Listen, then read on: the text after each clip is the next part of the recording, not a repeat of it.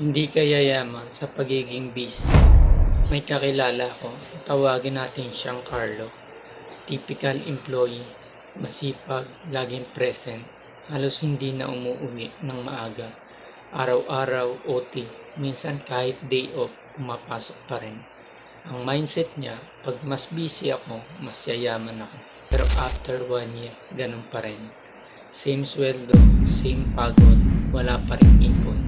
Hanggang sa isang araw, napansin niya yung dati niyang katrabaho, hindi na pumapasok sa office. Pero parang mas okay ang buhay. Na-curious siya at tinanong niya, anong ginagawa mo at bakit parang hindi ka na-stress? Sabi ng friend niya, hindi na kasi ako nagbebenta ng oras ko. Gumagamit na ako ng system. Doon siya natauhan. Kasi kahit gaano ka kasipag, kung oras mo ang kapalit ng kita mo, may hangganan talaga. 24 hours lang meron ka.